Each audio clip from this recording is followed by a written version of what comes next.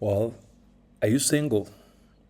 Are you middle-aged, male, and Kenyan with diaspora experience?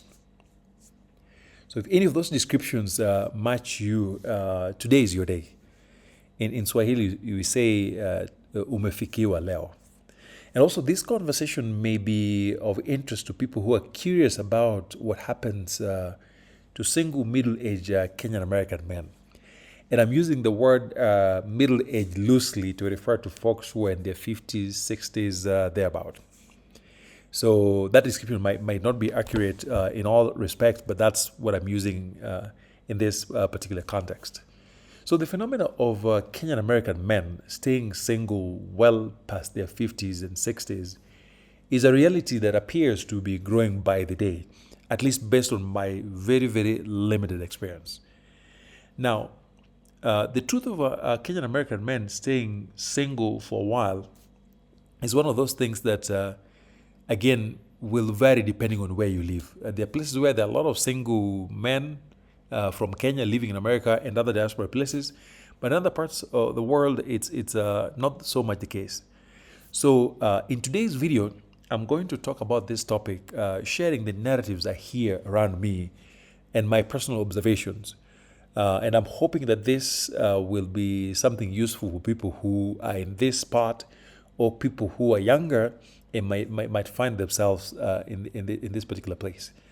And so, as I always say in my videos, that whatever I share here, all the narratives that I share are not representative of the whole Kenyan American community out there. Because I only interact with so many people that live in the US and other parts of the world.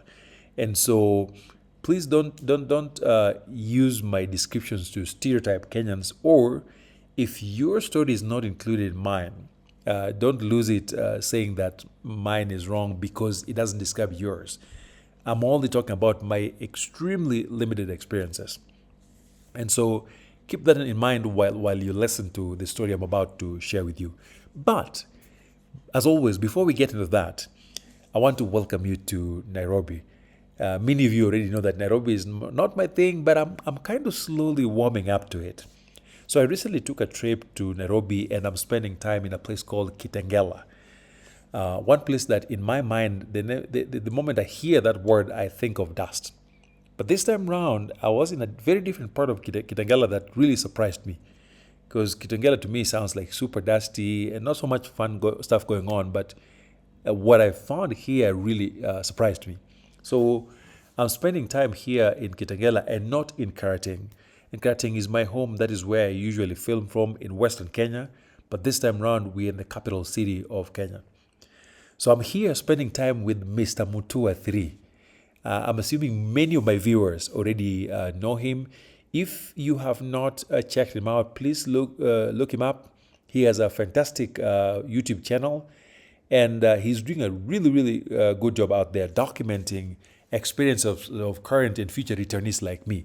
And so that's why him and I really connect a lot, because he also lives in the US, but goes back and forth in the same way that I do. He's got plans to move back and he visits people with my experience. And so him and I connect quite a bit. So when I knew he was going to be in town, we connected and I decided to come visit his brand new home. So I'm going to show you the entire house. Usually I don't do this because I do very short videos, but this is a long one. So you're going to get to see the whole house as we walk and talk. And perhaps at the end, maybe I'll let you listen in to some of the conversations we had while walking through. So join me as we examine this amazing castle in our capital city. And while we do that, as I mentioned earlier, we are going to talk about the issue of Kenyan American men staying single well into their 50s, 60s, and sometimes beyond. Why that is the case and what that means for folks who find themselves in that spot. Now, for those of you who've watched my channel before, you already know that we talk about all things returning to Africa. We offer consultation, prepare people to eventually return. We help people who are doing construction, real estate, and things like that.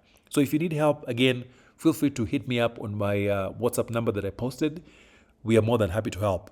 All I say is, if I know something, I'll pass it on. And if I don't know, we will find somebody who knows. So, anyhow, let's get started by sharing a few more disclaimers. That number one, from my limited experience, not every single Kenyan American man desires to partner up with folks.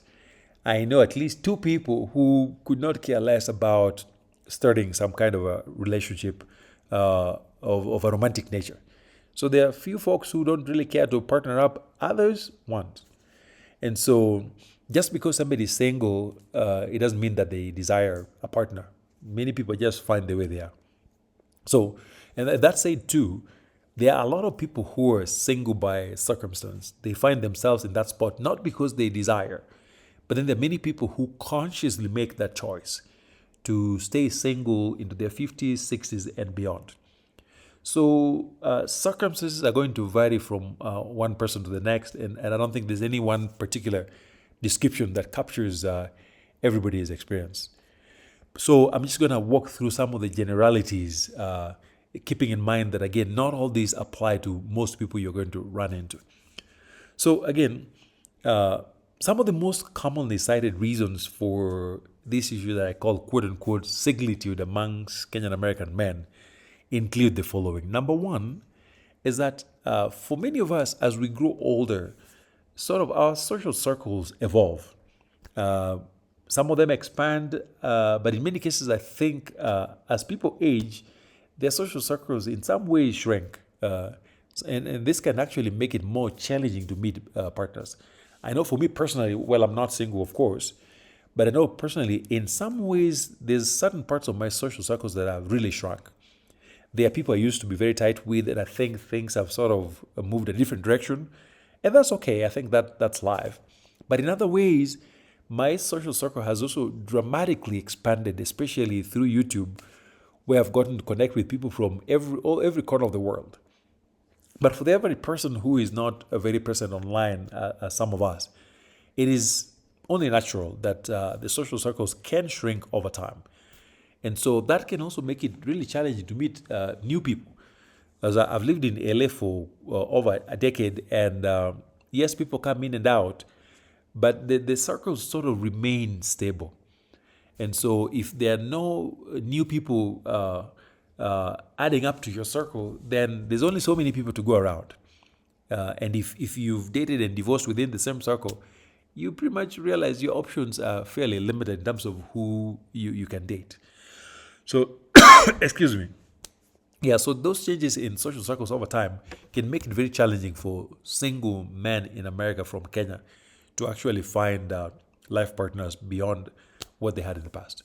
Now, the second most cited reason is past experiences. That a lot of Kenyan American men who are single because of what they've been through, or rather what they've put some other people through.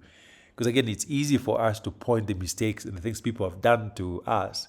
It's a lot harder for us to reflect and really identify our responsibilities around the things that occurred.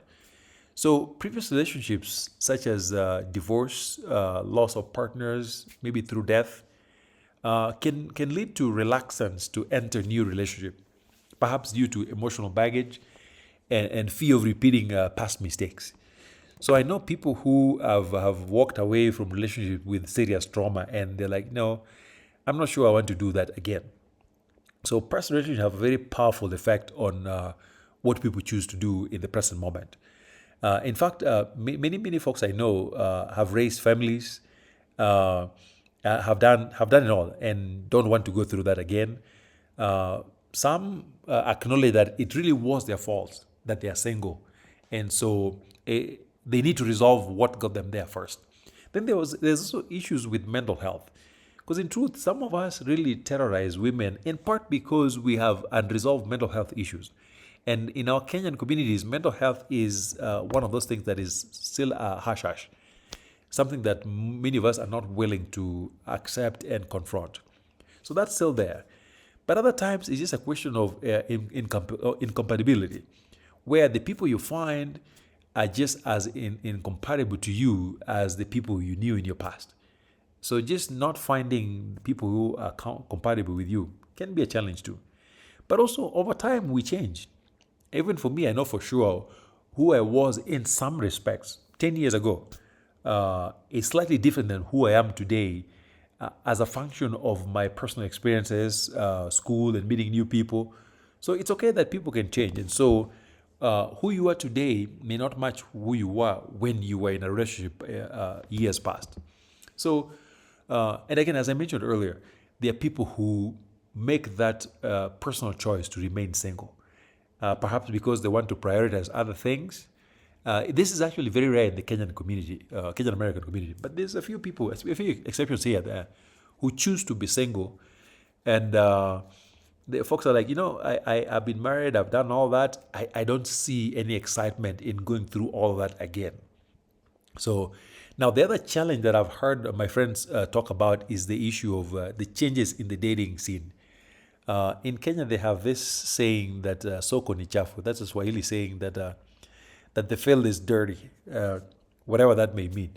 And so I can imagine a person who has been in a 30-year relationship, and that's all they've had. They had a girlfriend, married them 30 years ago, have never dated at all, and then all of a sudden they find themselves single, and they need to jump back into the dating scene. I can imagine that's probably there's probably a big learning curve. And so much has changed between when these folks were dating and what it looks like right now. And so I always joke with my friends that the days when men used to just grab women on their way to the river is gone. And so moving from the traditional dating avenues to spaces like online dating can be quite a steep learning curve for many folks.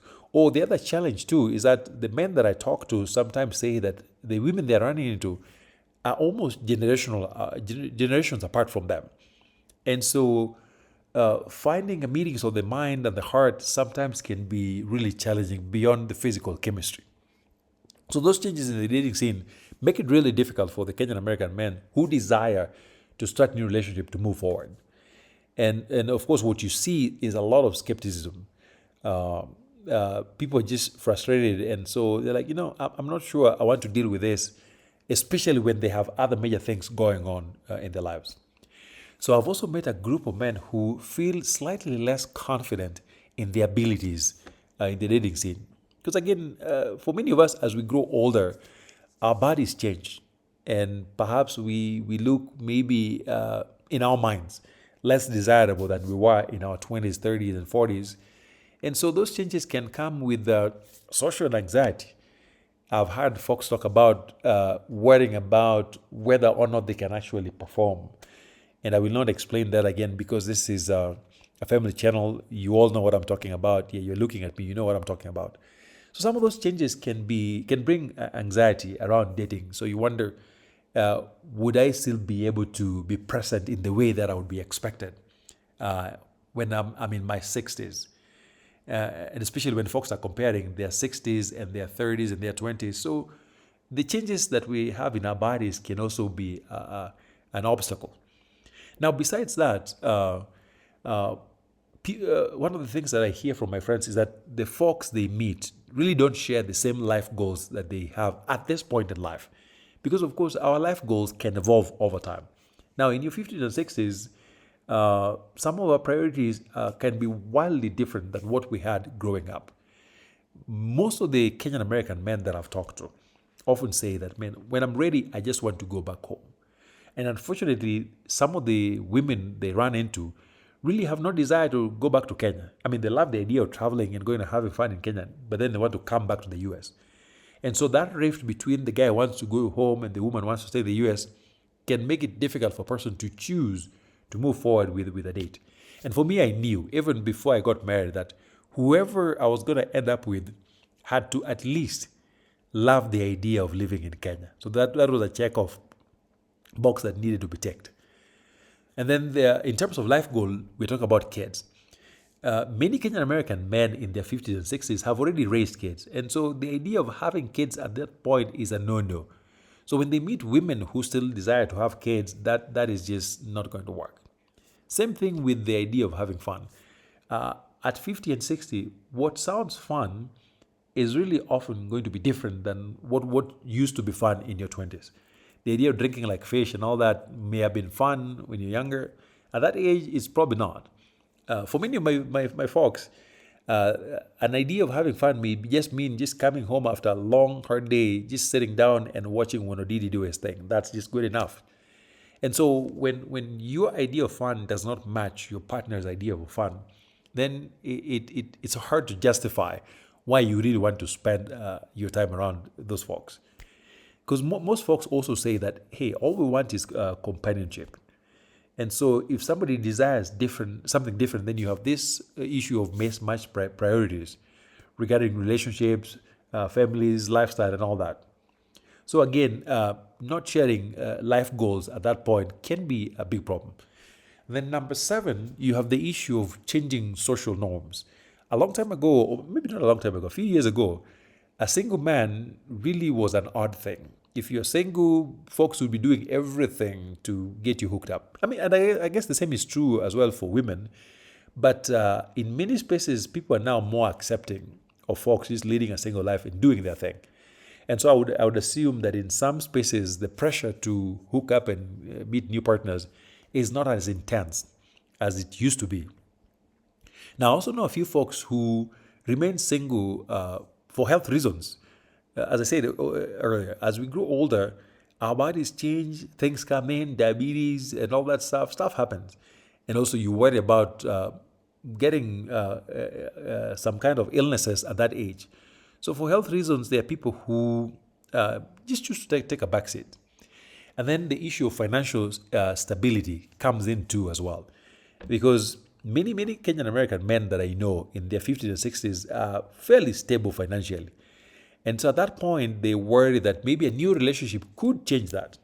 For instance, marrying a person who is financially at a different space could also drain your finances. And if you get married and then you get divorced, that could also really significantly impact your finances.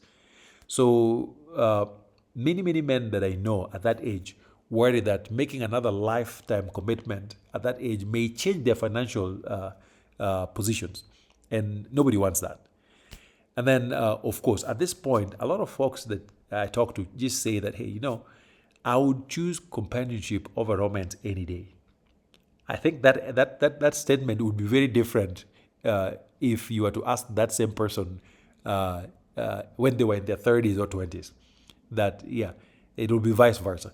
But at this point, many men just say that, I'd be very content with friendships, social activities, companionship, just small social activities rather than romantic relationship. So their desires really evolve over time. So in summary, and I'm going to say this so I can let you listen in some of our conversations. In summary, here's what I hear from single distinguished men who are still out there looking. Remember, not everybody's looking, but the folks who are looking, here are the things I consistently hear. Number 1, they tell me that I hope that the woman I find is chilled out, because nobody wants to deal with drama in their 50s, 60s, and all that. Nobody wants that. Number 2, they say that I hope the woman I find does not want any more kids. Most men at that age have already raised kids, either biological or kids that came in through other means, but folks have already raised kids, so nobody wants to start running around with 2-year-olds at that age. The third thing I hear from them is that they say that I hope the woman I find has also figured out their own retirement plan, because oftentimes men at this age have already set their retirement pathways. And so when they meet a person, they hope that the other person is also set in the same ways, so that you're not looking at the man as your retirement plan. And then many of the men that I talk to at this age say that the legal part of marriage really is not a priority. So that issue of let's do a massive wedding and all that really is not a priority. If we can only set up some really functional partnership and companionship, that's good. I mean, if you're not doing the legal part, that's fine. But the legal part of wedding and all that is not a big deal. Now, the other thing I hear from this group is that they say that I hope that the woman I find is not a reminder of what I've been through. Because they say some people have a pattern. And so it's very easy to end up identifying a woman that is very similar to what you ran away from the previous time. And the same is also true in the reverse, that the men say that I hope she's not expecting her ex in me. Because again, sometimes when we walk away from relationship, there are things that we desire in those relationships. So when you carry those desires into the new one, you can complicate things in ways that you'd be surprised. So, but the biggest thing that I hear again across all the men that I've talked to, they say that I hope the woman I find shares with me the same hopes and desire of returning to Kenya eventually. So when they meet women who don't care for coming to Kenya eventually, then they're like, I don't think this is working out for me.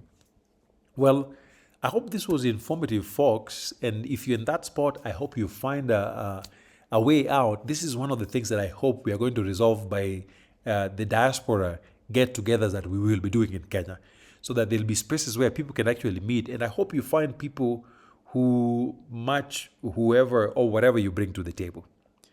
Thank you, folks, for listening. At this point, I'm going to let you listen in to the last bit of our conversation, and I will see you in the next video. Thank you. Yeah, that's what we knew. But now, in terms of residence, I think this place is too good to be true. It's cool. And for me, what I liked was with nowadays, with everything, you don't have to step out there for anything. Yeah, online delivery. Online delivery, and like I was on the plane and I was ordering stuff, and I was telling you, delivery is coming and it's this time, and I was like, oh, we're not Kenya. They need that money to change it. Yeah, no, but other than that, Yeah. I mean, they got it right. Yeah, they got it right. Yeah. They got it right because this is what so you just want to make sure that you are in shape for the rest of your life. Otherwise, forget about like you.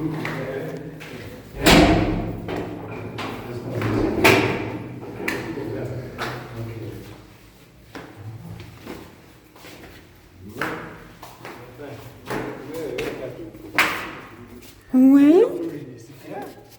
So you see now you have all these, you can throw a party like Where? the breeze. Yeah, Yeah, actually this is the part I say when I retire you have to have something like something. so the only thing is that you just have to stay in shape to be able to climb all the way.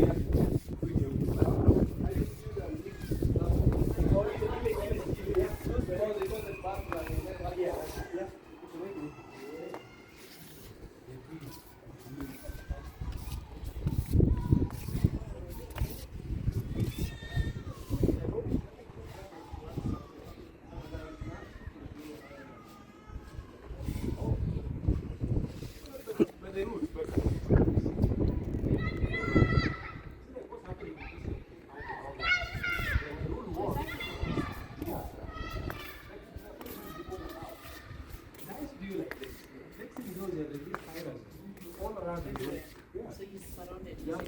So they force you to sell this is out. Yeah, that's the problem with the road.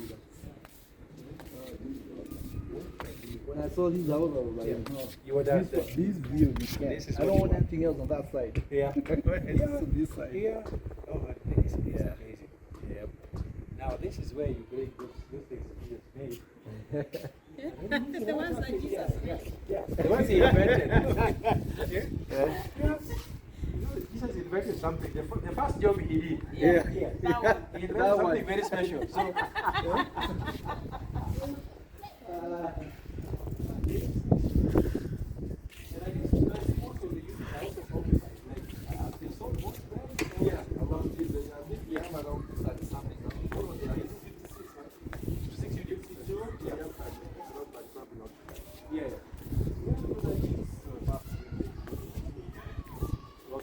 Building of Kenda huko juu. Yeah. Last year, February was just this. Oh. There it wasn't done. Okay. Now we came back. Almost done. And do they have like a clubhouse? Yeah, they are building actually where the gate on their right hand side. Yeah. It's still under construction. Okay. So they told me 3 months, 4 months after that. Swimming pool, everything there? No, this next one. Oh, okay. Okay. But I mean, what more could you ask for? What more could you ask for? No, baby, tell me. He's just having a time of his life. Yeah, I had to buy one of those. The goal is, not even happy. They think I make you happy. Yeah. But the goal is, by the time they get there for 2 hours, Yeah. you come back home, I can sit down and breathe without anybody bringing kisses. So, then they think it's fun. Yeah. We're just trying to burn that energy out. Yeah. Because you know when they're that age, Oh, yeah. No, they do have They would drive you especially you are younger. yeah. And then when we get home, it's like my kids, our kids, and all the other cousins. Oh, it's a full house. So I brought that like, yeah, you guys have fun. I think I'm entertaining them. Yeah. Not realizing that I have a plan to it. Oh, and what's in here? That's a bathroom. Oh, bathroom. Okay.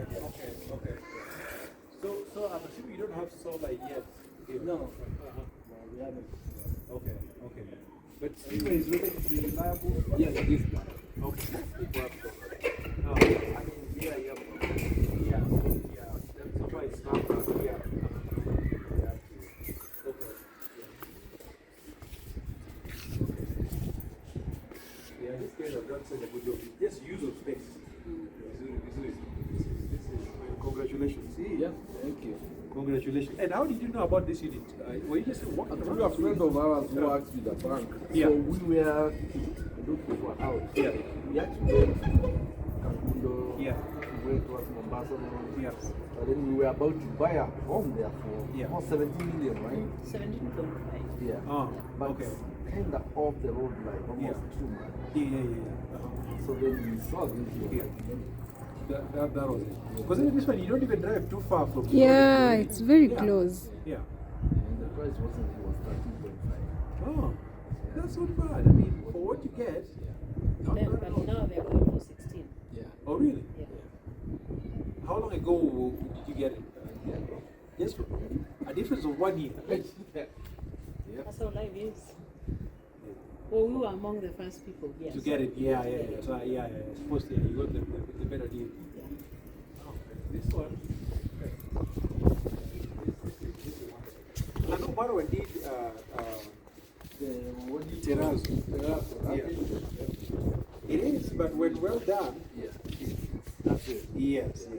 Shidaka, I don't think the guys knew what they were doing. Yeah, It's one of like the they're having problems. Wali walimjengea before, I think. Yeah. He did do a good job. Yeah, it looks like And I think shida mingi ilikuwa more of the drainage. You don't drain the water well until because I see through the road. Yeah, there was some spots where, but Charles, he was just one. Yeah. So I was like, no, I also have to do it. Oops. Just in your feet. I know.